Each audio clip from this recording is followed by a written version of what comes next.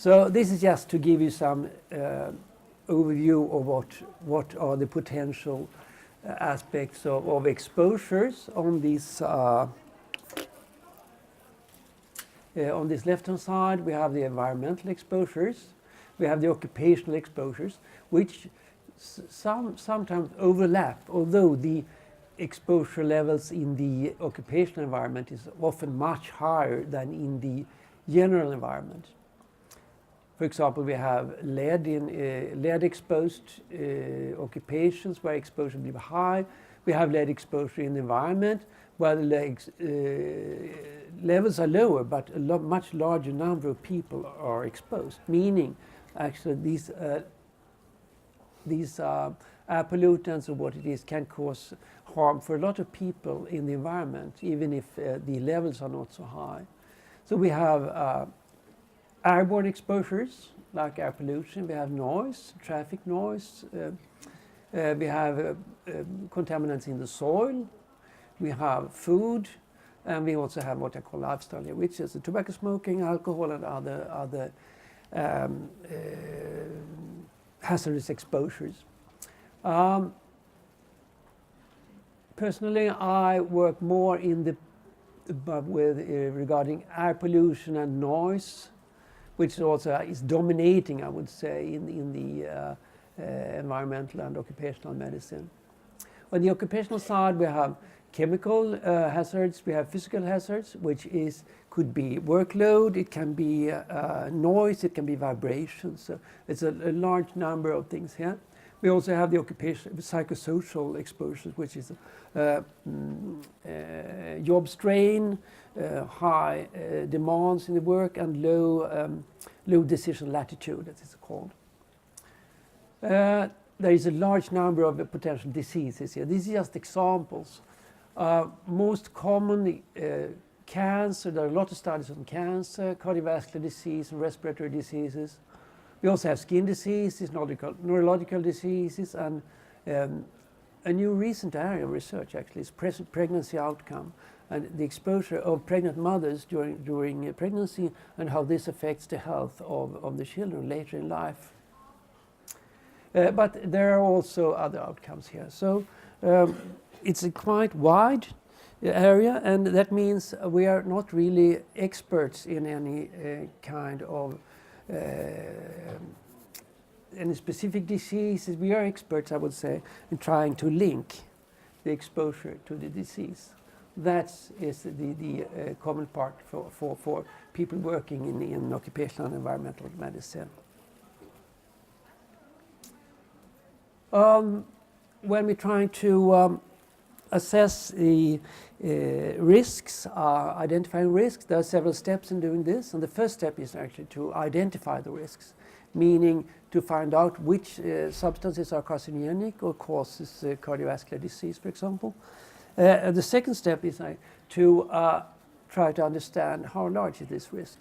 And that means to establish dose-response relationships and finally prevention. And this is also a political task, I would say. How much risk do we accept? In general environment, it's quite common with the limit saying we shall not induce more than one excess case in 100,000 exposed people of cancer, for example, or maybe 1 in 10,000 exposed. There should be no more than one extra case because of the environment. In the occupational environment, we accept much higher risks than that, actually. So it could be 1 in 1,000 or even one extra case in 100 exposed in some cases. So this is a very interesting part also, but what exposure limits we have in the society also a result of political and economical considerations. Well, to just show you one example here is fatal work accidents, maybe the first thing, the most crude indicator of the quality of work environments. How many people die in accidents at their work? And as you see here in 1955, this is men, this is women. We have about nearly 500 altogether. Prevention during the 60s and 70s and 80s have reduced this largely. Today we have about 50 cases each year. And this is mainly construction workers falling because of insufficient safety measures.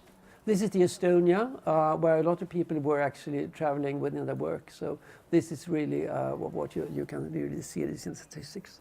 And this does not include traveling to and from work. This is deaths at the work. So if you remember this number, 50, say today, we have 50 deaths. Just to compare to, if we look a little more wider, death is a very crude measure. If we look into occupationally induced deaths from diseases, meaning not accident, but for example, lung diseases, heart diseases from the work environment. This is a quite recent estimation of how many cases we have, and it ends up in about 800 deaths. That is 800, much more than 50, meaning occupational diseases causes a much larger number of deaths than the accidents today. And this is composed of cancer, the blue, it's a little bit more among men than among women, mainly because of earlier asbestos exposure. We have here chronic obstructive lung disease, I would say is the main contributor here. But the large part is cardiovascular disease. And this is mostly, I would say, job strain. Psychosocial exposures are behind this quite high number of myocardial infarction. And I would say that the risk as such is not so much lower in women than in men. And the number exposed is not so much lower either. But men have a much higher baseline rate of cardiovascular disease, meaning that the excess number of cases will be larger here. So if we look at widening from death, from injuries to death from diseases, it's a much higher number of deaths from diseases than from injuries. But not all the injured die. We have annually about 28,000 work-related accidents causing disability in Sweden each year. About 9,000 work-related diseases, which is causes a very high cost for the society, between around 3% of the gross national product. And I would say, if you remember this slide, we have each year in Sweden about 100,000 deaths, meaning the occupational deaths is not a very large proportion of this. It's about in a percentage. But these cases are actually preventable because of what we decide about exposure limits and safety work at the workplaces and in the general environment. So here is actually something where the society can really show improvements for again and prevent deaths and diseases. Okay, then I'll go into the area of environmental medicine and urban air pollution, which we are all exposed. We live in a city, and also people in the rural areas are exposed to air pollution. Although levels are higher in the cities, it is emissions from industry, from heating, from traffic, and also from ships for some of the cities. But the modern knowledge about air pollution started in London in 1952, actually, when there was an extremely polluted situation because of heating with brown coal in homes, heating of residential homes, actually, and the combination of the weather conditions gave very high levels of air pollution in London that week. And we have here December 13. On this side we have the exposure to sulfur dioxide, and it's this is the squares. is the exposure. The number of deaths is the are the dots here. And already at that time, they observed around 4,000 deaths, actually, in the weekly mortality, and which was much higher than the normal death rate in London at that time. So this was the first sign, actually, of a problem with the environment. Later, much research has been done about this, and it has been argued, actually, that this is not, this is just patients. They would have died later anyway, because it's only the very old and very sick who die from air pollution. It's been found out this is not true, actually. There is no rebound effect in this. So these are actually extra cases that shouldn't have occurred. Everyone dies in the end, but these are premature deaths. The urban air pollution, much here is about particles, dust, as we say. And this is just to illustrate some of the dust sources that we have. This is the size scale, where you have 1 micron here, you have 1 millimeter here, and about here you have one meter. So you can maybe see some things here, particles more like that, but this is very, very small particles. And a virus, if you're starting on the left-hand side, they are very small, about 10 to 100 nanometers. Motor exhaust then, which is a main part of the urban air pollution, they are also very small particles. On the electron microscope, this looks about this, very, very small particles. This is 1 micron, so this is they are very small when they come out of the exhaust pipe of the car, but then clog together and maybe of the micron size here.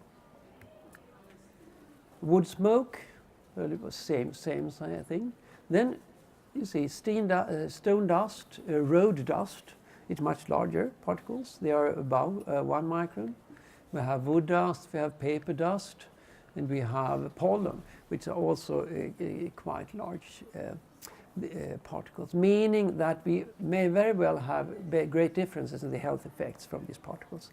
Not so much it's known about actually what is more dangerous here, because we have in the urban area, we have motor exhaust and we have road dust. And here we try to differentiate by putting a limit of 2.5 microns here, meaning if we're looking at smaller particles, this is mainly exhaust.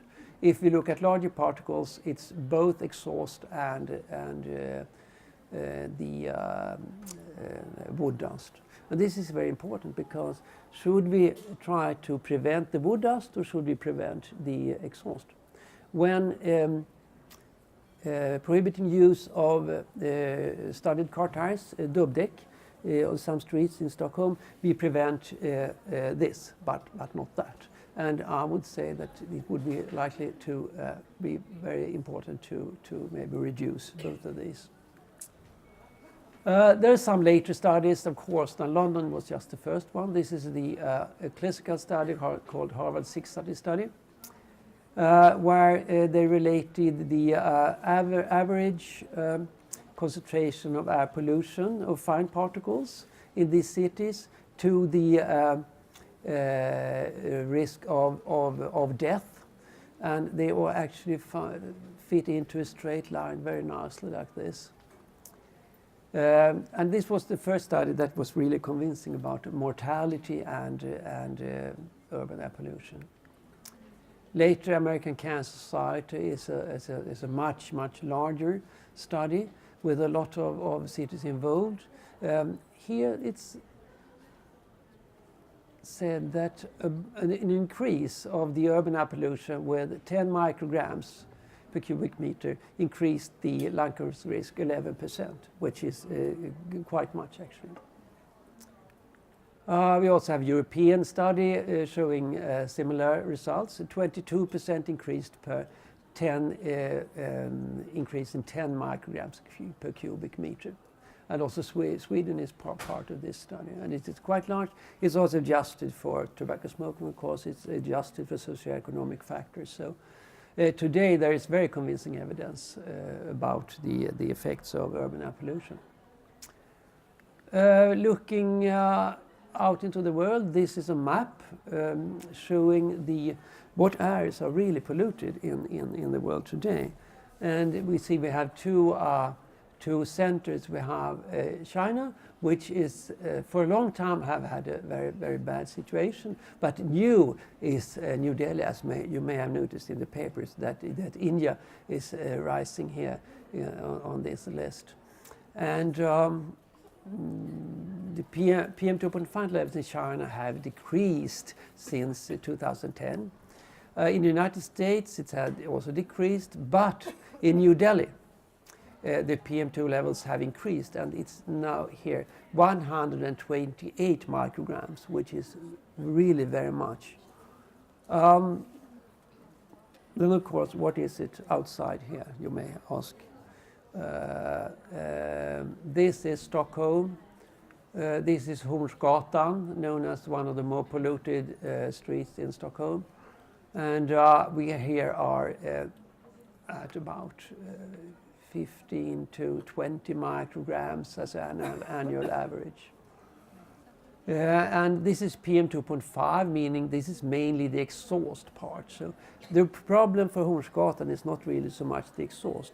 What is the problem is the street dust in the spring. Some weeks in the spring, when the snow is melting, it's drying up.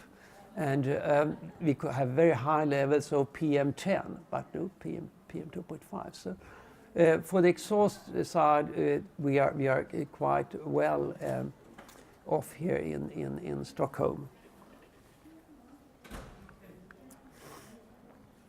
Then what is the health effects of this? Well, this is about the current estimation is that general air pollution in urban areas causes between 200 and 300 extra cases of lung cancer per year. However, the number of cardiovascular diseases is much higher, and here we have about 3,000 excess deaths per year. So this is really what causes a lot of cases. And if you remember the numbers for occupational environment, you will see that this number is actually much higher. Even exposure levels in some industries may be much higher than in the street. This is a larger number of excess death we have here. This is the how long do we live?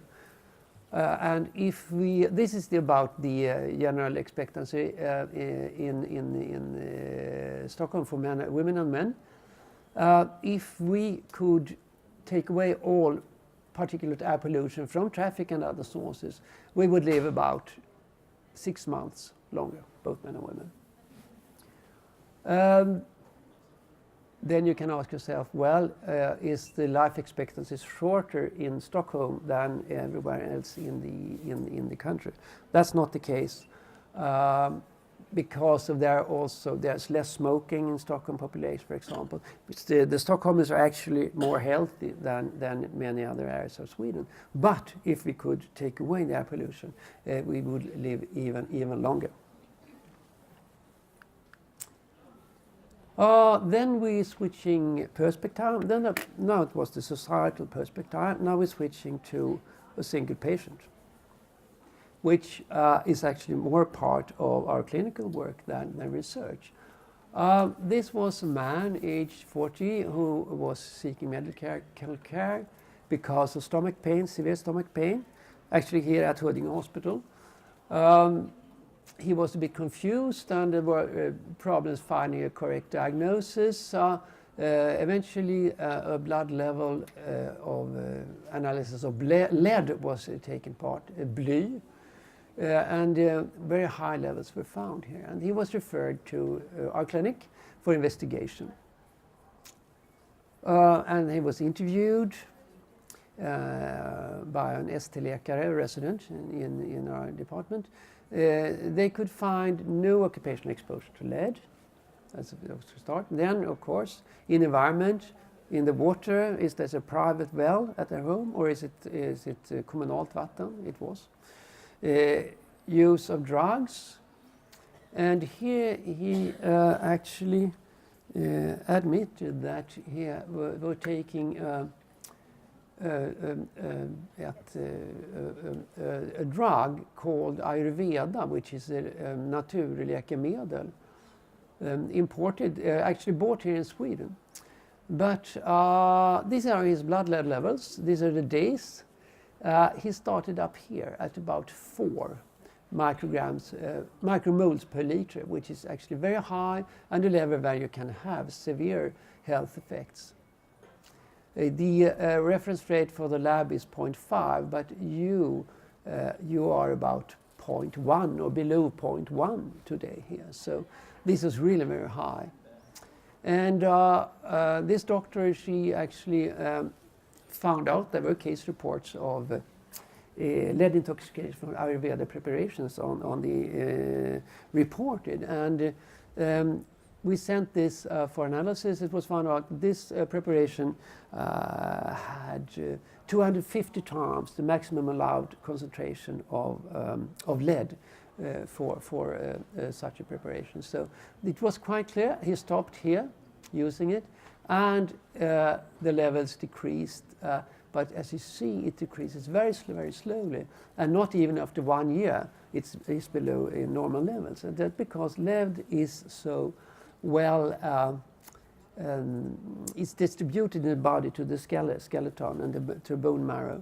So it's stored and released very slowly, meaning this can really be a problem in some situations because well, this is about the sources. I would say Ayurveda, I told you. Ceramics, turistkeramik is one common source as well. And this is a vase with which has lead in it, in the paint. And if you store this in your refrigerator with orange juice in it and drink of it daily, you will get lead poisoning. And each year there are several cases in Sweden actually reported with this problem. So that should not be forgotten. A new thing is opium. We have had 2 cases actually of people referred because of high lead levels. No level is no occupational exposure, but actually they smoked opium. And why there is lead in opium, we don't know. Maybe it's added because of high weight, meaning it's possible to gain more money, or if you sell it like that way. So that was. There are interesting aspects of lead, actually.